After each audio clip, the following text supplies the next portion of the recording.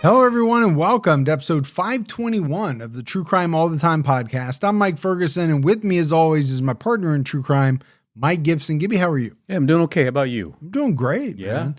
We got a great lineup for everyone on Unsolved out right now. We're talking about Jody Bordeaux, who was murdered nearly 3 decades ago in November 1997. Jody was 7 months pregnant, and she was shot in the head when a hail of gunfire pierced the walls of her home in Kansas. So there's a lot going on. They believe she was targeted. We get into all of it. Yeah. So jump over and give it a listen. Yep. And then on Thursday's TCAT, we're talking about college student Kathy Sposito, who was murdered in Arizona in 1987. It took over 3 decades, but investigators were able to use modern DNA technology to solve her case, which previously had no known suspects. Yeah. But I love that. I love that it got solved. Yeah, it's a very fascinating story.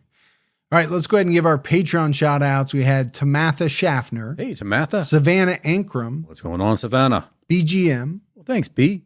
Kendra Doyle. Well, Kendra. Jimmy Buckles. You know, I just imagine Jimmy has like all these buckles. Do you? Yes. Raina Lizarraga. Oh, Reina, but Lizarraga sounds so fun to say. It is. And last but not least, just Bobby. Oh, thanks, Bobby. And if we go back into the vault, this week we selected Latisse C. Well, Latisse, Mm-hmm. we really appreciate that. And then we had a couple of really great PayPal donations from Kelly Knudsen Thanks, Kelly. and Alexis Husky. Wow, thanks, Alexis. Yeah, they were sizable. We really appreciate that. Yeah, I love that. All right, buddy, are you ready to get into this episode of True Crime All the Time? I am. We're talking about Shilie Turner. Shilie was a high school track star who went missing after seeing her new boyfriend one night in January 1993. Police initially suspected her date was involved in her disappearance, but after several weeks, investigators uncovered a surprising suspect. Shilie Turner was born on March 15th, 1975.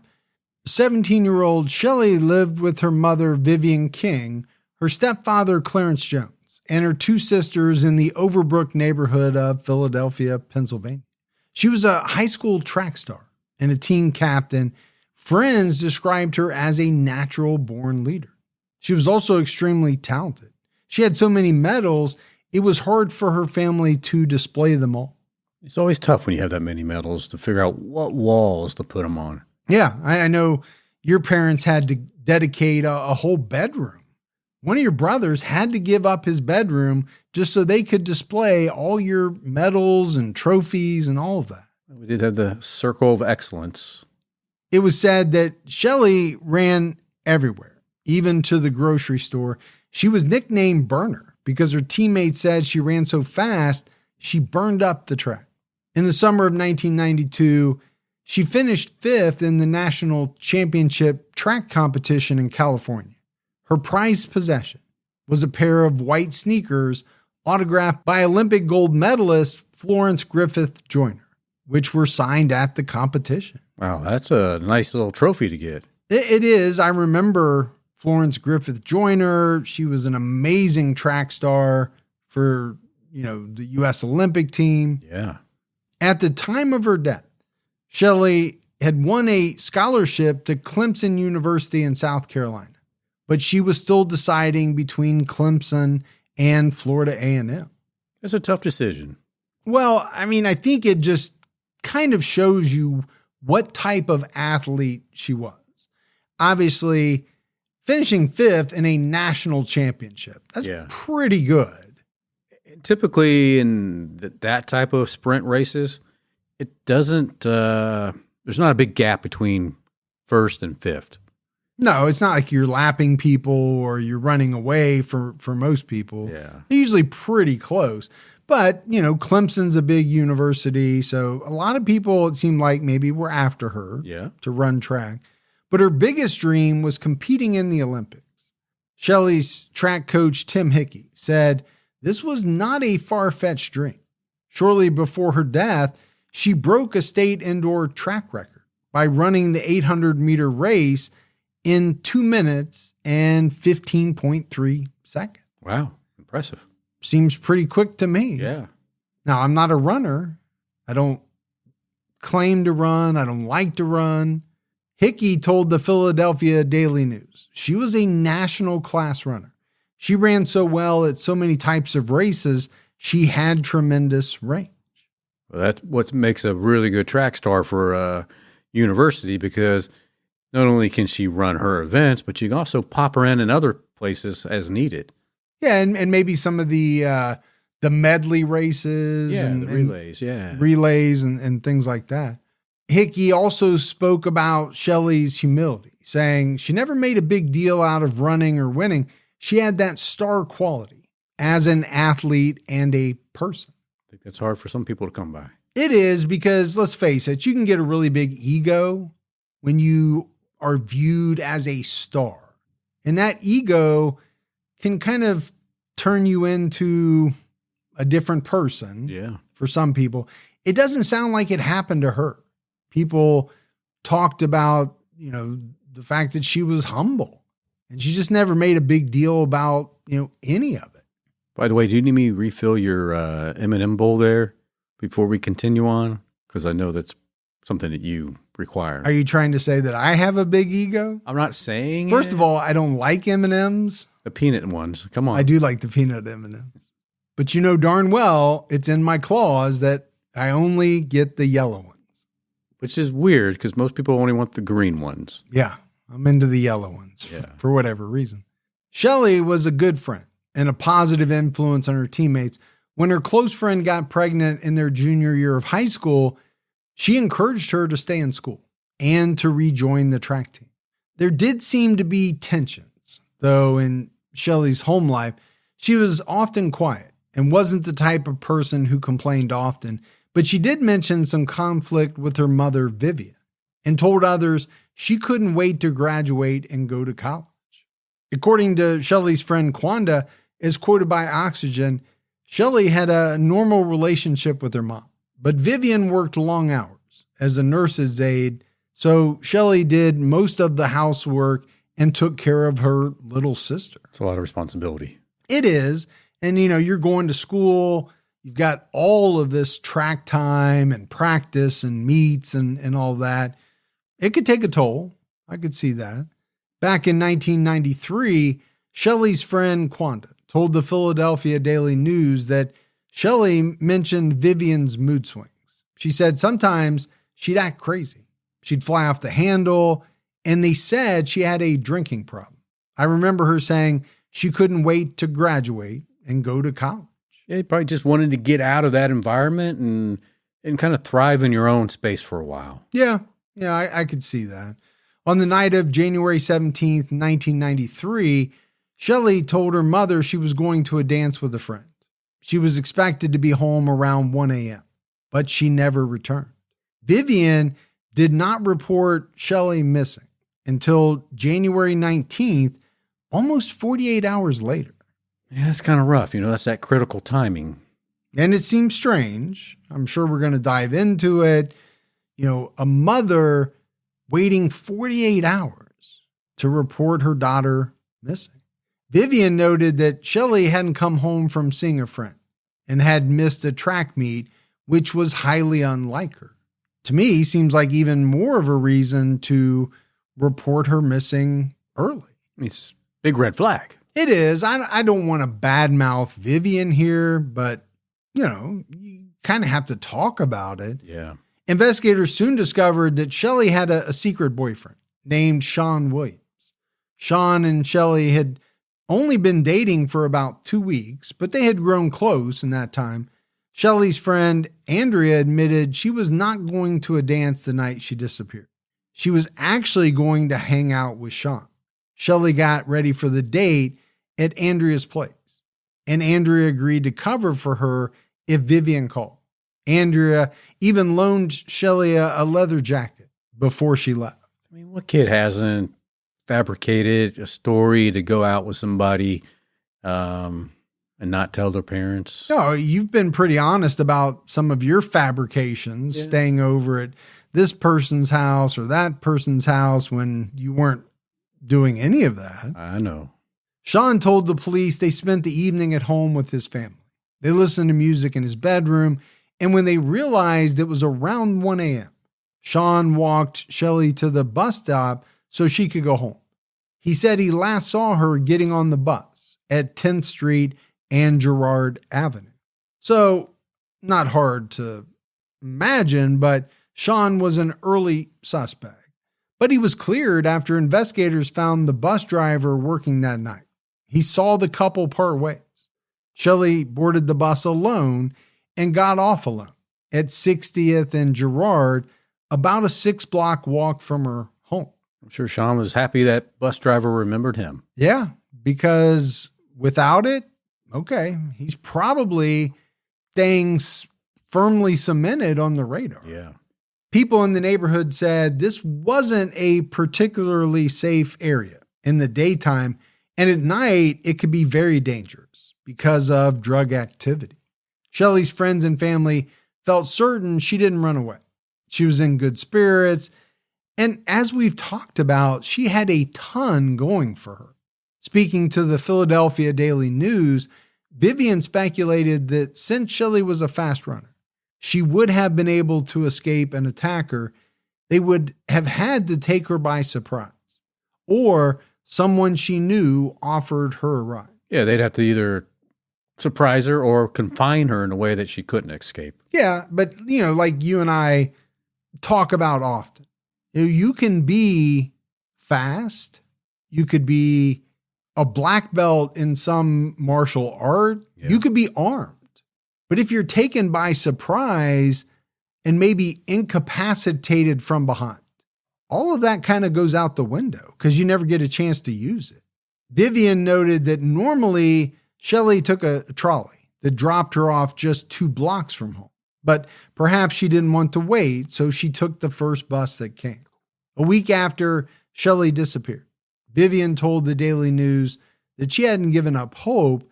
She said, like they say, you don't give up until the fat lady sings. They have to show something to me before I'll give up. Who is this fat lady that's always singing? I don't know. I'm sure that's an opera thing, but seems derogatory. Maybe a little bit of body shaming. Yeah. I'm not sure it's something that will fly today in today's environment. Probably not. But I don't know if people have given up using it, but I'm with you. I don't know who this person is. 2 weeks after Shilie went missing, Vivian reflected on how she was feeling, saying, sometimes I burst out in tears. Sometimes I just pray. I got to keep up because if I break down, who is really going to look for her? I want her home so bad. And we talked about it, right? 48 hours seemed like a long time when you thought your daughter was going to be home at a certain time. You wait 48 hours after that. But obviously, at least according to her, she's broken up. This is her daughter and she's missing. 33 days after Shilie went missing, investigators got a break in the case. On February 20th, 1993, a man walking his dog through a wooded area of Fairmount Park found a young woman's body under leaves and debris. She was lying face up, frozen, and partially decomposed. The victim had been shot in the head, chest, and hand. Her shoes and socks were missing, and she did not have a jacket on. Because it was winter, the body needed to be defrosted before it could be identified, but investigators recognized the distinctive purple tracksuit Shilie Turner was last seen wearing. So February in Philadelphia can get extremely cold. It really can. Everybody knows that. No shoes and socks, doesn't have a jacket on. No way that she went out like that, right? That had to have happened at some point during or after the attack. Yes. When detectives broke the devastating news to Vivian King, she immediately named Shilie's track coach, Tim Hickey, as a suspect. She alleged that she thought it was inappropriate for Hickey to spend so much time with girls on the track team and that he had taken a strong liking to Shilie. That's a pretty bold claim right out the gate. Yeah, it is. Now, I get it. you're grief stricken? Do you kind of blurt something out that maybe later on you wish you didn't say? It's possible. Yeah. But Hickey had an alibi. He attended a party that night with friends, which was confirmed by witnesses. The church where Shilie's funeral was held was packed with people.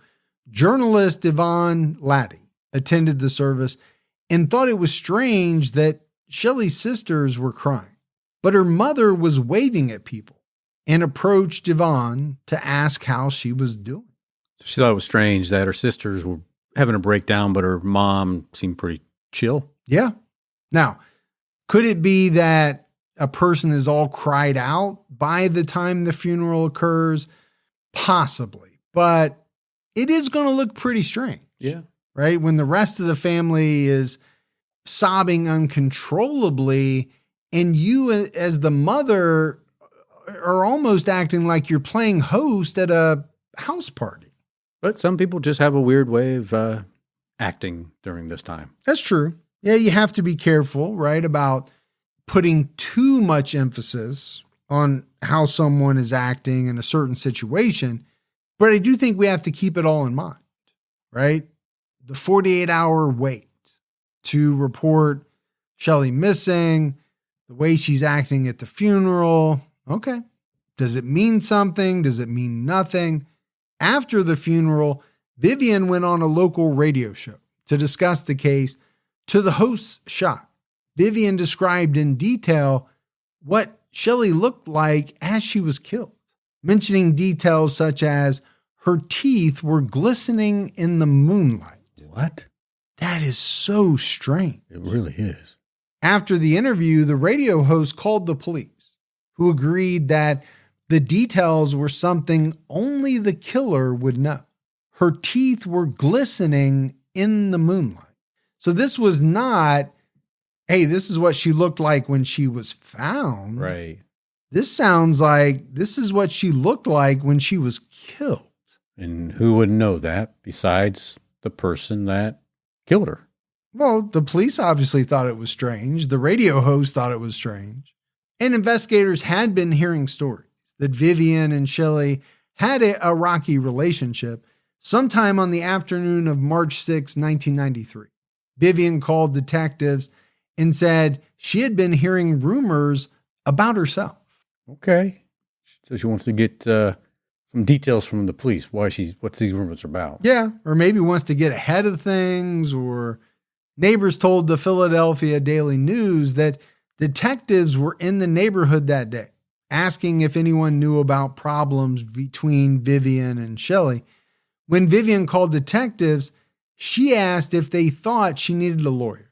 They suggested she come in and they would talk to her about it. During her interview, Vivian continued trying to cast suspicion on Coach Tim Hickey. She was asked to take a polygraph, and according to retired detective James Doherty, is quoted by Oxygen.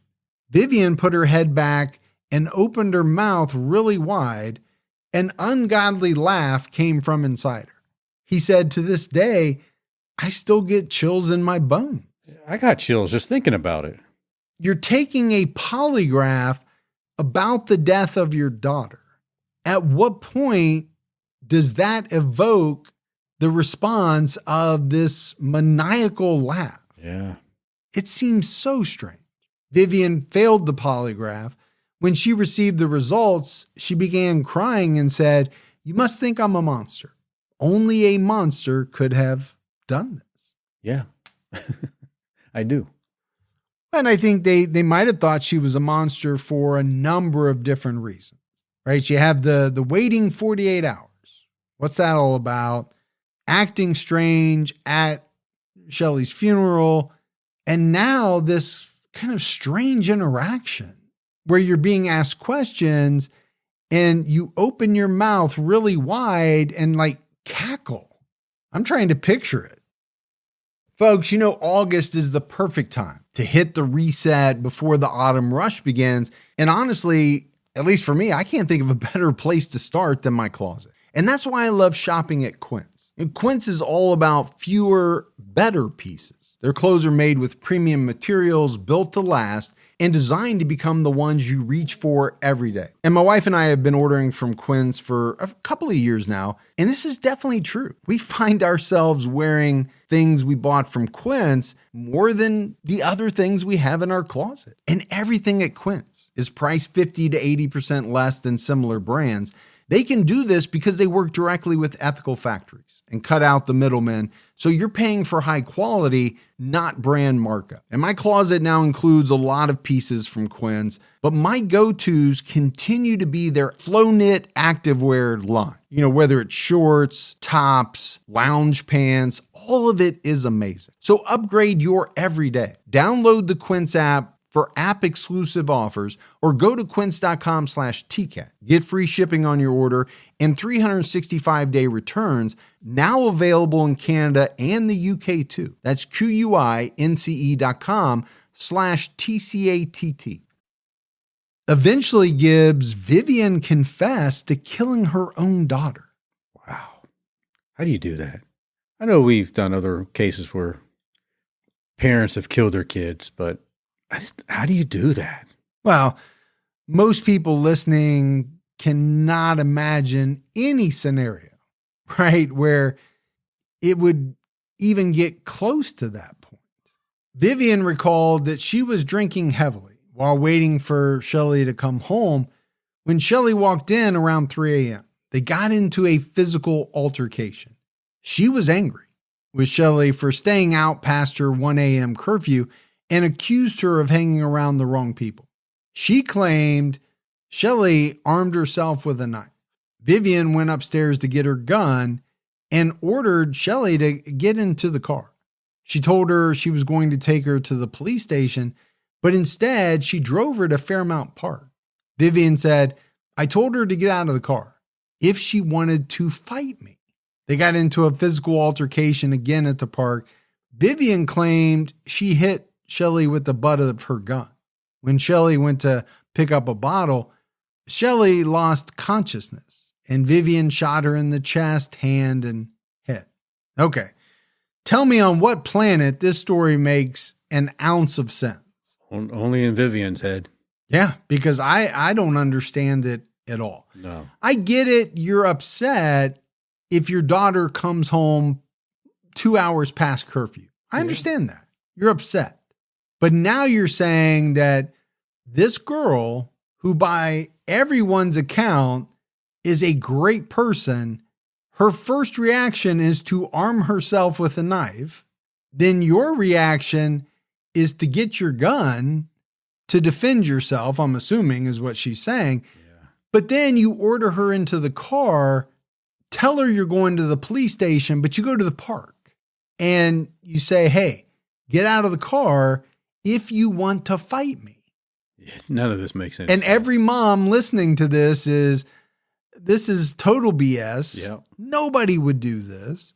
And even if this was remotely true, then you have to believe that when they get into this physical altercation, Shilie goes to pick up a bottle, Vivian hits her with the butt of the gun. Okay. Could you see that happening? Possibly. But even Vivian said that her daughter lost consciousness, and that's when she shot her in the chest, hand, and head. Yeah, she decided to kill her right then. If she's unconscious, where is the threat at that point? Nowhere. Just walk away. But it didn't happen that way. No, I don't believe it did either. But how telling is it that even in her own story, which is pretty far-fetched and unbelievable, she's still saying she's a murderer. Yeah, I mean, her own words basically said she was unconscious, but I went ahead and killed her anyway. On March 7th, 1993, Vivian was charged with murder. Authorities revealed that she confessed to shooting her daughter in the park, but investigators actually suspected the shooting occurred inside the home. Police found 2 bullet holes in the wall and ceiling. Shilie's 10-year-old sister also told police she heard gunshots. Police believe Vivian dragged Shilie's body out of the house and drove her to Fairmount Park, then returned home and cleaned the crime scene. That's a more believable story. Much more believable, I think, to both you and I, and probably everyone listening. Besides the bullet holes, police found no bloodstains or other evidence of a crime in the house or in Vivian's vehicle. Now, is that because the murder didn't happen at the home, or she was really good at cleaning up? I don't know. Neighbors also didn't see or hear anything suspicious. Police didn't consider Vivian's husband, Clarence Jones, a suspect. He worked as a newspaper delivery man, so he was most likely at work at the time of the crime. 2 guns were seized from the family's home, but neither was identified as the murder weapon. That's bizarre. But there could have been a 3rd gun and she could have disposed of it. Yeah, she definitely could have. But then why kind of tell this story basically saying, yeah, my daughter was unconscious and I shot her? I don't know. The whole thing is weird at this point. After the arrest, Shilie's coach, Tim Hickey, said he found out that Vivian had tried to blame him and others. He also said that Shilie made it clear that she didn't like living at home, but never said why. He said she couldn't wait to get out of her house. She made that crystal clear. She wanted to get out and go to college, but I don't recall any indications of abuse. It wasn't an everyday thing, but she didn't get along with her mother. I don't ever recall her talking of having any good times with her mother. Does not sound like a very good mother-daughter relationship. Does not. Shilie's boyfriend, Shaun Williams, told the Philadelphia Daily News, I just want to ask her why. Why did she do this? Every teenager makes mistakes, but I can't understand this. Williams recalled suggesting that Shilie call her mom and let her know she'd be late. She did try once, but the line was busy. She said it didn't matter, that she would be all right, and left his home. And I understand getting upset. Over the years, it hasn't happened often, but there have been times when my daughters have done something that, made me less than happy, right? Let's put it that way. Yeah. Missing curfew, okay, I get it. You're breaking a rule, but there's taking away a phone, there's grounding, there's all kinds of different avenues that a parent can take. Yeah. Driving to a park and challenging a fist fight and then knocking your daughter unconscious and shooting her to death. How do we get to that point? Yeah. Would that resolve? Over being 2 hours late. Now, there might have been a whole other bunch of things going on, right, in the relationship, but it doesn't matter what they are. Yeah. None of it should have risen to this level. Your own flesh and blood. How could you do that? You gave birth to this girl. Yeah. I get it. I brought you in this world. I'll take you out of this world. But that was always just something. That was just a saying, right? People don't actually do that. On March 9th, Vivian met with Reverend Albert F. Campbell at the jail and told him she was recanting her confession, saying, as God is my witness, I did not kill my daughter. You killed somebody. Now you want to take it back.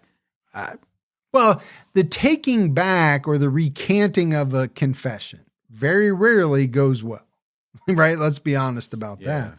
Campbell told the Daily News, I asked her why she had confessed, and she said, if I had been where she was under the threats and verbal assaults she insisted whatever confessions she signed was coerced. She said it was not voluntary. Well, we have seen some shows and heard some cases that can happen. Yeah, there have been coerced confessions, right? No doubt about it throughout the years. Campbell said that Vivian also raised questions such as, how could she carry Shilie out of the house? How come no one else heard the gunshot? Now, the carrying her out of the house, that's a question that has to be answered. Yeah. But somebody did hear gunshots who was inside the house. Now, neighbors didn't. But again, we don't know how far away the houses, were. We don't know what type of insulation these houses had. Yeah. All of that plays a factor. It does. According to Campbell, she made some very strong arguments I'm not saying I believe her whole story, but there are some things that are believable. And that's the thing about people who lie to me. Normally there are some parts of it that are believable. Sure. You have to throw some believability in there with the lie. Got to weave them together. Yeah, that's kind of important when you're trying to get out from under something. Clarence Jones also came forward for his first public interview after the arrest because he wanted to address rumors and lies. He noted that Vivian was not his wife, but they had lived together and been in a relationship for 12 years. He also said, "Everyone is saying I had something going on with Shilie. They should take that lie right back. I never abused or used her. I treated her like a father. Nothing sexual was going on." The rumor that Shilie was impregnated by him and had an abortion 5 months earlier was also a lie. According to Jones, Shilie did have an abortion in 1992 because she got pregnant and did not want to have a child. He said, "We wanted her to further her career. I was hoping she would get to the Olympics more than anyone. Having a baby would only hurt her career, so I paid for it." All right. A lot of rumors, right? In a case like this, if you're the stepdad and you didn't have anything to do with this, man, this guy was being raked through the mud. Now, if some of this was true, rightfully so. But if none of it was true, you feel bad for the guy. Yeah, you have to. And you also have to wonder who's putting out all those rumors. Well, is it Vivian's camp trying to muddy the waters? Not a bad thing for them to do. No, probably not. Another lie, according to him, was that Shilie was forced to cook, clean, take care of her younger sister, and was beaten by both him and Vivian. He said that when Shilie was missing, people would call the house and say they knew where she was. After the body was found, they received nasty phone calls that caused Vivian to fall into depression. Hey, can we talk about banks for a minute? When I was young, and I'm talking 19, 20, 21 years old, I felt like my bank was hitting me with fees from every angle. And, let's be honest, at that age, you don't make a lot of money and everything counts. My younger self would have benefited so much from Chime. Chime is changing the way people bank. They're not like those traditional old banks who charge fees and gatekeep perks and rewards. Chime offers the most rewarding fee-free banking, all with no overdraft fees, no monthly fees, and no minimum balance fees. You get 5% cash back on Chime card in a category of your choice, like gas or groceries, all while building credit through regular everyday spending with no credit check. And if you're ever in a pinch, Spot Me lets you overdraft up to $200 fee-free. So join the millions who are already banking fee-free with America's #1 choice for banking. Head to chime.com/TCAT. That's chime.com/TCATT. Sign up now. It only takes a few minutes. Chime is a fintech, not a bank. Banking services and Chime Card provided by Chime's bank partners. Qualifying direct deposits required. Terms and limits apply. Go to chime.com/disclosures for details. Jones also said that the police asked them to come in for questioning on March 6th, not the other way around. They were separated for about 12 hours, and he was asked if he killed Shilie.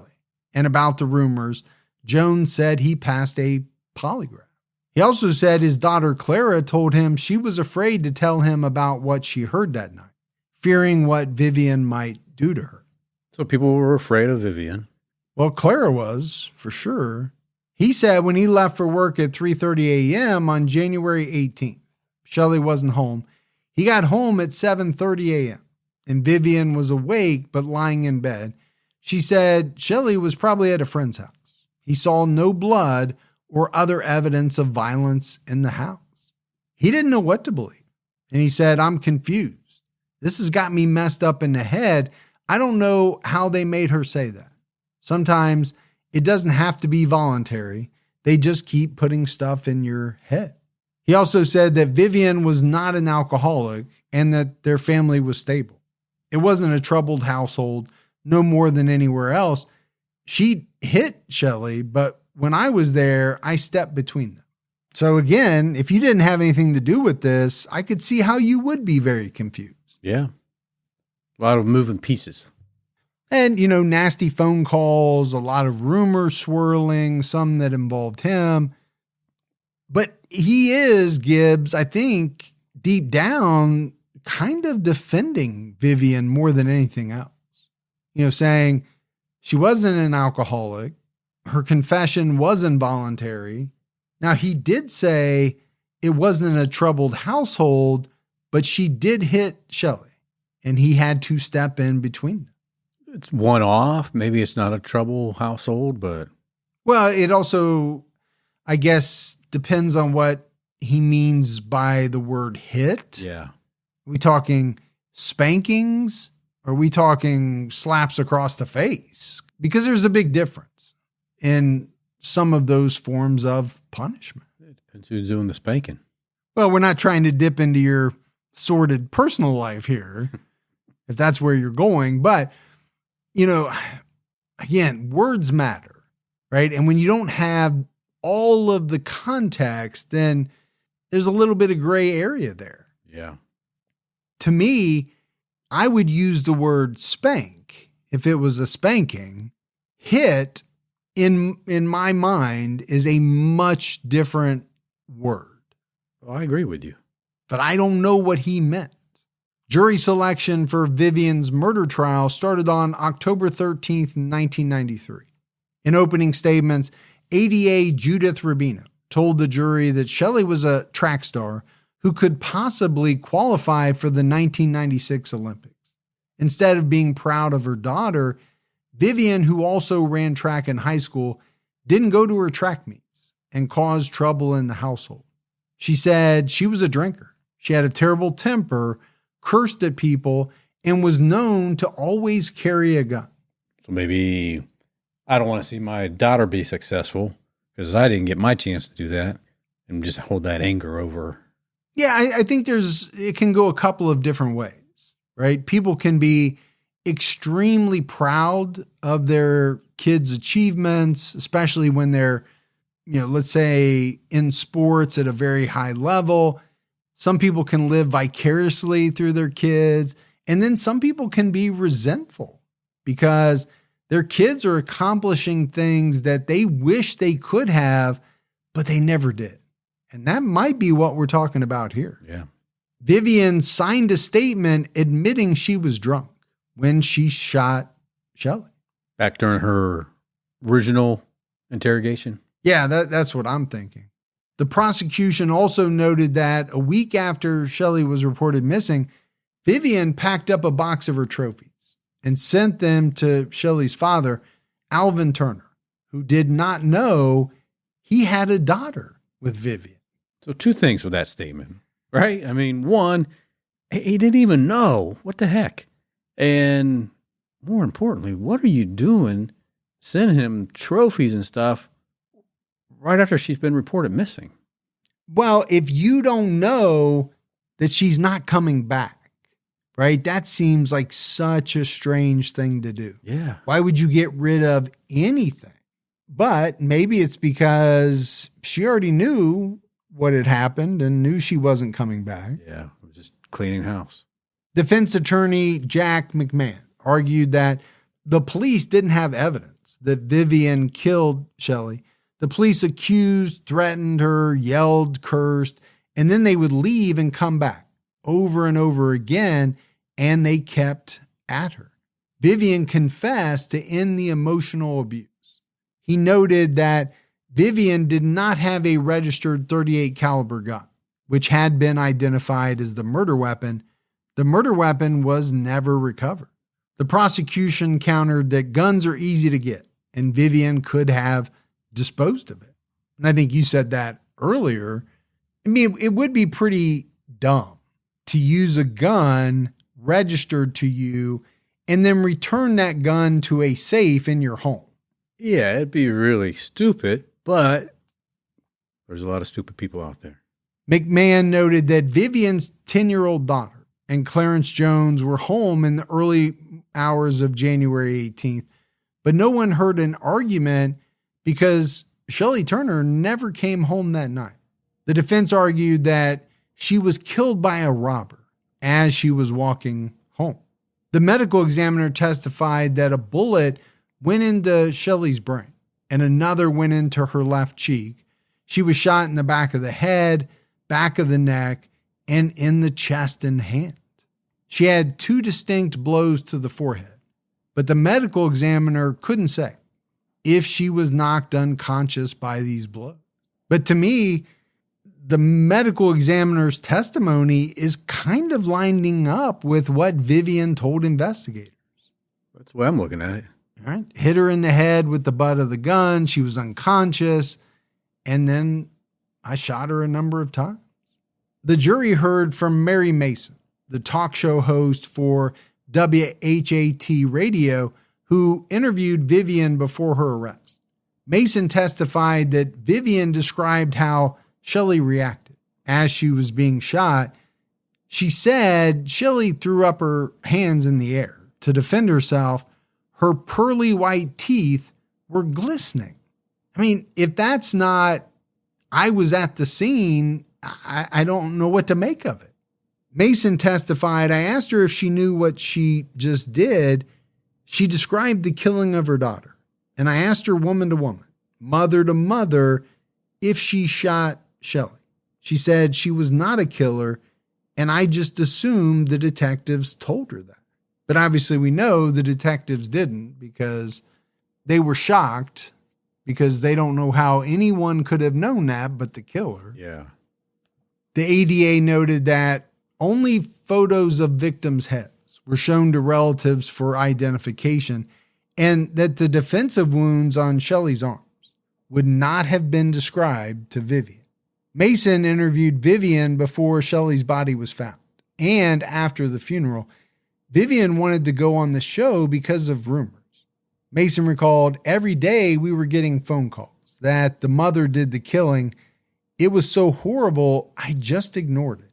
Mason testified that Vivian never cried and showed no emotion during her interviews. After the body was found, she called Vivian and offered to raise a $25,000 reward for information, and even offered to put up $10,000 of her own money. But Vivian wasn't interested. That's so weird. I mean, if you didn't do it, why wouldn't you want this? Right? You'd want to do everything you can to bring justice to your daughter.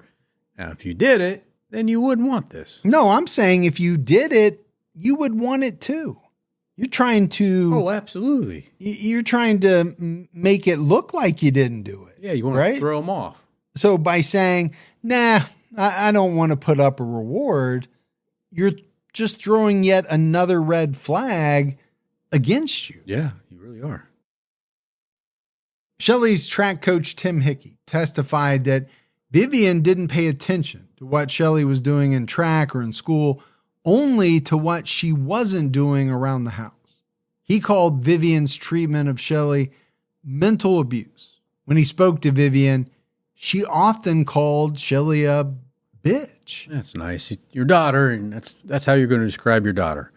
Horrible, Yeah. right? Yeah. He spoke to Vivian about 3 tournaments Shilie needed to attend because college recruiters would be there, but Vivian didn't seem interested. She said she had her own life to live, and who was going to take care of Clara, her other daughter, if Shilie went to the meets. She seemed interested in Shilie just getting a job. I mean, how selfish is that, right? She's like, hey, I'm working. I don't want to have to take care of my other daughter. That's why I have Shilie. Yeah, I think selfish is a really good word for it. And maybe, jealous, envious, there's some other words that maybe come to mind, because if she doesn't attend these meets, does she maybe not get into some of these big profile schools that she might get a scholarship to, and therefore go away and leave the home and not be able to do everything around the home that Vivian wants? Yeah. According to Hickey, Vivian attended only 2 or 3 meets out of more than 100 that Shilie participated in. I mean, I get it. You're working, but you can't find time to go to a little bit more meets than just the 2 or 3? Yeah, I understand. You can't make everything, right? Work schedules and all of that, but 2 or 3 out of 100, when you were into track yourself, Yeah. it does seem like you didn't go out of your way. Let's put it that way. Police officer Britannia Logan testified that Vivian was unusually calm when she reported Shilie missing. Logan asked her why she was so calm and why she waited to report her daughter missing. Vivian replied, "You don't know teenagers." Okay. Thinking what? Teenagers can disappear and come back, so just really wasn't that worried. Yeah, but when you put it all together, right? She waited so long to report her daughter missing. She goes on these interviews and doesn't shed a tear, shows no emotion. None of this looks good. No. In opening arguments, ADA Judith Rubino said that Vivian reported Shilie missing on trash day and may have waited to get rid of evidence. Maybe that's where the gun went. Could be, or bloody rags or sheets or whatever. Officer Angela Parker handled the missing persons investigation. Vivian told her Shilie was no damn runaway and that she wanted her daughter's photo on the news. Okay. That's what you expect a mom to say. Absolutely. My daughter didn't run away. We need to get her photo in the newspaper, on the news, everywhere. Officer Parker noticed that Shilie's trophies and medals were on display, but that her bedroom was unusual. She only had a thin sheet and a bedspread on the bed, but her younger sister had blankets and pillows. Her closet door was also off its hinges. When Parker asked for Shilie's bedding, Vivian got angry. Parker said, "She threw profanities at me and said, 'I'm sick of all this. Take what you want and don't come back.'" Okay, you're saying this to the person who is trying to find your daughter. Yeah, trying to help you. Now, why does Shilie not have a lot of stuff on her bed? Why does she not have bedding? Could it be that it had to be thrown away? Possible. And that's why Vivian's getting upset, because she thinks this lady's getting too close to the truth. Alvin Turner testified that he had a week-long affair with a woman in 1974, but he couldn't be 100% certain that the Vivian King on trial was that woman. Alvin was married and had a teenage daughter at the time of trial. He testified that he met Vivian in a Miami airport bar. She walked over and sat next to him. They exchanged numbers, but he had a flight. He returned to Miami a month later with his 2 sons. He called Vivian and they took a trip to Key West. He didn't know if she was married at the time. After the trip, Vivian left her 6-year-old daughter, Trina, behind and came to Philadelphia with Alvin. A week later, after a heated argument, he bought her a ticket back to Miami. And then 2 years later, he saw her at a bar in Philadelphia. And again, a year later on the street, they spoke briefly and she said the baby was fine. Alvin said he didn't give it a thought. 5 years later, Vivian came to his house. They spoke briefly and she said her daughter was fine. Again, he said he didn't give it a thought. When Shilie was 9, she went to his home with a greeting card addressed to Dad, but he wasn't home. His wife came to the door and took the card. He did not attempt to find her. So, I mean, you make of that testimony what you want. Yeah. The baby is fine. Okay. My baby? Yeah. I might have some questions Sure. to that statement. What are you trying to say to me? Maybe he just didn't want to know the truth. I mean, he was married. He had other kids. I don't know. In December 1992, someone left press clippings and photos of Shilie's track successes in his doorway with a note he believed was written by Vivian. The note said Shilie was going to college and was doing well. It was then that he finally realized she was his daughter, and he was happy. He wanted to go to one of her track meets, but he never got the chance before she went missing. He received a box of her trophies and medals the day before her body was found. The box contained 3 notes. One was addressed to his daughter and appeared to be from Shilie. The other note was addressed to him and was also signed by Shilie. The third note informed the Turners when the next Shilie Turner rally was going to be held and was signed by Vivian. That's weird. The whole thing is weird. Although 2 of the notes seemed like they were from Shilie, it turned out that all of them were in Vivian's handwriting. Vivian's defense explained that she sent the trophies because she heard that Alvin's daughter had pictures of Shilie on the wall, and she wanted to reach out. She also sent a small amount of trophies out of thousands that Shilie had won. Okay, that still doesn't clear it up for me. No, not at all. Why are you faking notes as though they came from your daughter, right? One to Alvin, one to Alvin's daughter. What's the purpose? I think it's to make it appear that she's still alive. But then why send the trophies? I think Vivian didn't want to have anything left behind that was going to remind her of Shilie. Yeah, that's possible. But, according to her, she only sent a few out of the hundreds and hundreds that Shilie had won. Now, we don't know if that's truthful or not. Yeah. Detective James Doherty read Vivian's original statement to the jury.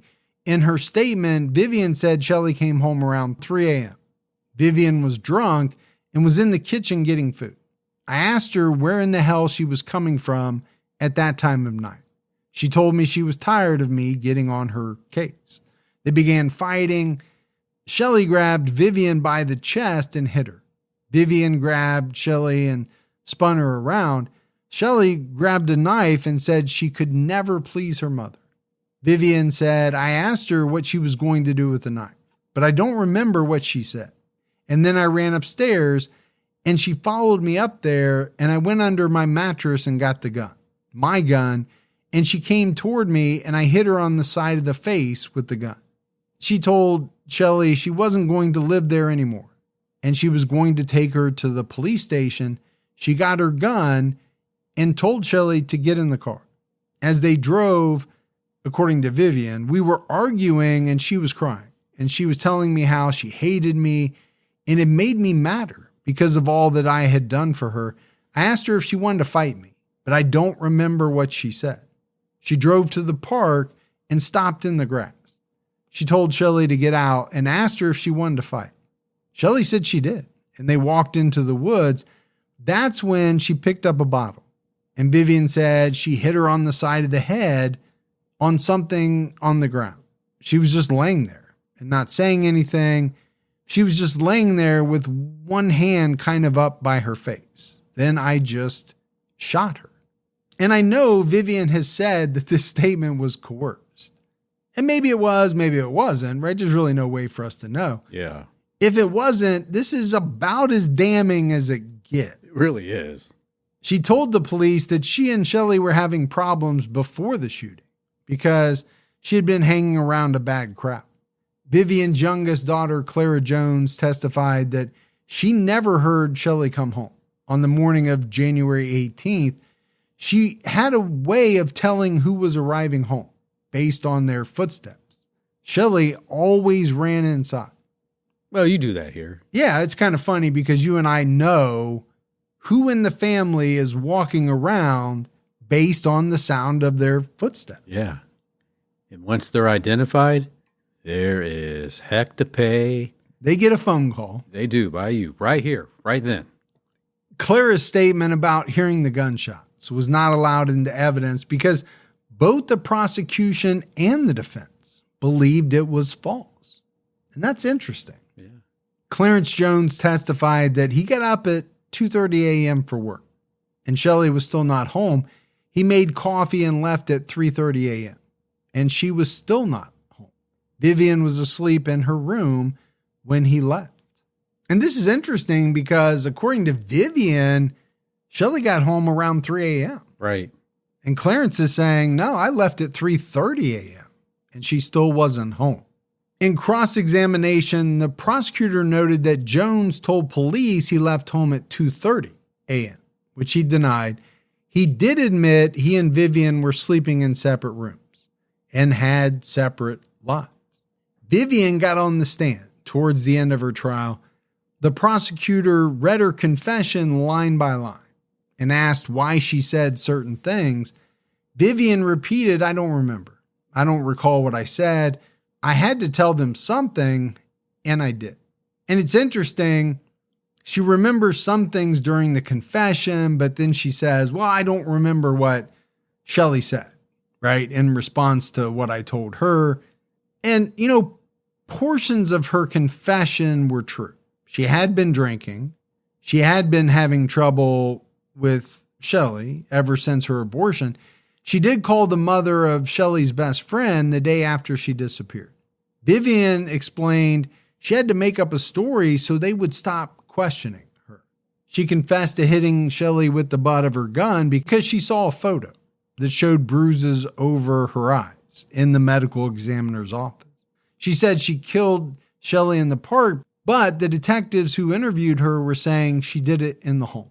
Vivian initially claimed she was never read her rights, but then admitted to reading and signing a statement that explained her rights. She said, "I thought it was a formality, a procedure. I didn't know they were going to accuse me of killing Shilie. I thought I was doing the right thing." I mean, she is caught in a ton of lies. She is. Now, she testified that during her 10-hour interrogation, detectives cursed and yelled at her until she caved and falsely confessed. She said, "Those are lies. I told them I loved my daughter." She testified that she wasn't given any food and was not allowed to go to the bathroom or see her daughter, who was in another room. When they told her she failed the polygraph, she said, "They told me I was a liar, a no good mother." Now, under cross-examination, Vivian acknowledged that she didn't ask for food, was offered coffee and water, and was escorted to the bathroom at least twice during the interrogation. So just more of her lies. Yeah, I mean, it's at least by my way of thinking, continually lies and then basically tells everyone that she has lied. On November 4th, 1993, the jury found Vivian King guilty of third-degree murder. The verdict indicated that jurors believed Vivian did not intend to kill Shilie, only to hurt her. One juror told the Philadelphia Daily News that they felt that if Vivian hadn't testified, they would have found her not guilty. Wow. She contradicted herself, and they thought she was faking her emotions. It seemed like she knew things only the killer would know. And that's why defense attorneys don't want their clients to take the stand. They know better than you. Stay off the stand. But that's a big statement. It is. That if she hadn't taken the stand, she might have, or most likely would have been found not guilty. I mean, to hear that and you're sitting in prison, you're probably like, why did I insist on having to go up there and do my thing? But I'm kind of shocked at third-degree murder. I was too. I get it. Maybe not first degree because the premeditation wasn't there. But how did we jump from first to third? Yeah. We skipped second. On June 2nd, 1994, Vivian was sentenced to 10 to 20 years in prison. She said at the hearing, as quoted by the Philadelphia Daily News, "I did not kill my daughter.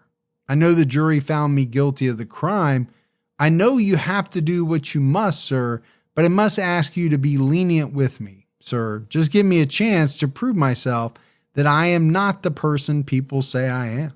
I'm sure the judge really took that to heart. In the fall of 1994, paternity testing determined that Alvin Turner was not Shelley's father. Wow, she didn't have it right. She thought he was. Well, it might say a little bit more about what she was doing around that time. Yeah. That she doesn't even know who the father is. Or maybe she did know who the father is, but she wanted to pin it on this guy. I don't really know. In early 1994, Vivian sent a letter to the welfare department notifying them that Shilie had been killed. She provided them with Turner's address and asked them to recover over $8,000 in child support. The welfare department's child support enforcement unit thought that this was strange for her to make the request after her child died. So they set out to determine if Turner was the father. The crime lab still had samples of Shilie's blood on file. Turner was summoned to give his own blood sample, and Vivian also gave a sample from prison. And that's how they found out that he wasn't the father. And according to the Philadelphia Daily News, only Vivian knows who Shilie's biological father really is. And I mean, you got to have a set of balls on you. Yeah. To, from prison, try to recoup $8,000 in child support from a man who's not even your daughter's father. Sounds like extortion. What is she trying to do? Get $8,000 and she thinks that's going to be applied to her her cantina or whatever it's called? Yeah, her canteen. That's a lot of walking tacos and cigarettes and ramen noodles. Yeah. $8,000 would go a long way if you had that on your books. Yeah. But the audacity of that, right? To even try that from jail is, I think it speaks volumes about, who this woman is. Sure. According to a 2020 article by Oxygen, Vivian has served her sentence and currently lives in Philadelphia. And I get it, right? It's been quite a while. Yeah, it has. She only got 10 to 20, and we don't know exactly how much she even did. I don't think she got enough, personally. But I get it.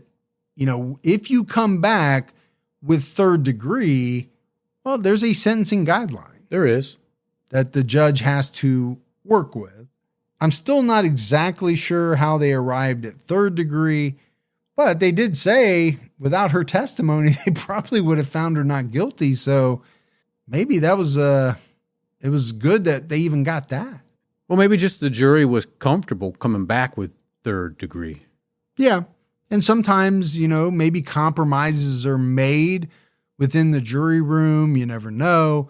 If there really were some people that thought she wasn't guilty, maybe they had to compromise and that's what they came up with. I'm not sure. But as we wrap this one up, Gibbs, I don't think there's any doubt, right? Shilie and Vivian had a turbulent relationship. A lot of people believe that Vivian was jealous of her daughter's success. And the one thing you'd have to say is that this girl had a bright future ahead of her. Sure she did. She was going to run track at some college. Yeah. And most likely a high-level college. She even had a chance at competing in the Olympics, but her life was tragically cut short by her own mother. And that's hard to swallow. It really is. And for what reason? Because she was jealous of her and her achievements, because she was 2 hours late from her curfew. I don't know, but whatever the reason is, it wouldn't help anyone understand how a mother could kill their own daughter. And now she has to live with that the rest of her life. She does. I wonder with some of these people how hard that actually is to do. For most of us, it would be near impossible. Yeah. But for some people, maybe not that hard. Yeah. They just move on. Depends on what type of person you are. And I'm not sure she was the best person in the world. Let's just put it that way. Didn't sound like it. But that's it for our episode on Shilie Turner. We got a voicemail. You want to check that out? Let's hear it. Hi, Mike and Gibby. My name's Amber, and I'm calling from New Hampshire, and I didn't know who you guys were at all, but I'm here with my friend, Christina Wentworth, who's also from Colebrook, New Hampshire, and she's a huge fan, like to the point where she heard your voicemail, and she's like dancing around and like doesn't know what to say. But anyway, here, Christina, say hi. Hi, Mike and Gibby. I love you so much. What else? You've changed my life. Because you changed my life, and I have to listen to her go. I listen to your guys' podcast all the time. I've heard every episode. Would love to meet you. Anyway, so besides her being a stan, we wanted to tell you that the we love your podcast, but you guys need to cover the Bear Brook murders in New Hampshire. Christina didn't know about them. She's lived in New Hampshire her whole life. But anyway, I'm sure you've heard about them. Fascinating case. What's it called? What's the guy's name? Rasmussen? Yes. Terry Rasmussen. He went by a lot of names, but he's also the chameleon, known as the chameleon because he was in California. Anyway, I think part of it's still unsolved. We just listened to I listened to New Hampshire Public Radio about it. And so I think part of it's still a little unsolved. We think there's something still fishy about it. So we'd love to hear you guys cover it. And shout out from Colebrook, New Hampshire. Love you. All right. We love you too. We do. So excited. Oh, man. That was awesome. Yeah. Yeah. We definitely love you. And very familiar with the Bear Brook murders. I think that probably the reason we haven't done it so far is because there have been whole podcasts, right? Dedicated to just that case. But I'm sure it's something that we will cover at some point. But I'm glad to hear from New Hampshire. Yeah, that was a great accent. All right, buddy, that is it for another episode of True Crime All the Time. So for Mike and Gibby, stay safe and keep your own time ticking.